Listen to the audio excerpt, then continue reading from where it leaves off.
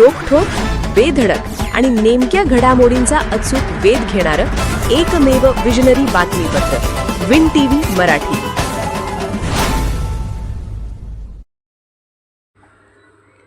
बीटपासून winery निर्मिती प्रकल्पास शासनाची मान्यता. महेश देशमुख यांचा उपक्रम.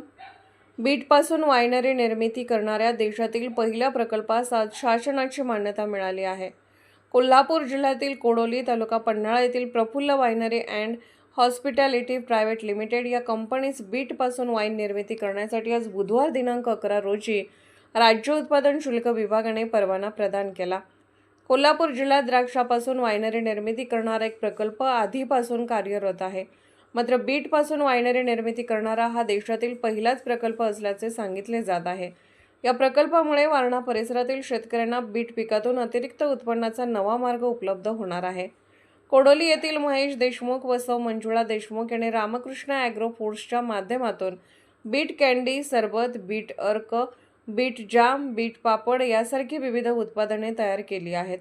या अनुभवाच्या आधारे देशमुख दाम्पत्याने गेल्या काही वर्षापासून संशोधन करत बीटपासून वायनरी निर्मितीत यश मिळवले आहे. या प्रकल्पासाठी आवश्यक प्रयोगशाळा चाचण्या व शासनाचे सर्व निकष पूर्ण करण्यात आले असून गेल्या 4 वर्षापासून सुरू असलेल्या प्रयत्नांना अखेर यश मिळाले आहे. MD वाईन या ब्रँडने ही वायनरी बाजारात येणार असल्याची माहिती देण्यात आली. राज्य उत्पादन शुल्क विभागाच्या अधीक्षक स्नेहलता नरवणे व उप अधीक्षक युवराज शिंदे यांच्या मार्गदर्शनाखाली निरीक्षक किरण बिरादार यांनी महेश देशमुख यांना या प्रकल्पाचा परवाना प्रदान केला. यावेळी उपनिरीक्षक सुप्रिया गायकवाड, श्रीमंतिनी पाटील, दिलीप पाटील यांच्यासह अधिकारी व मान्यवर उपस्थित होते. विन टीव्ही मराठीसाठी वारणा नगरहून बाबासाहेब कावळे.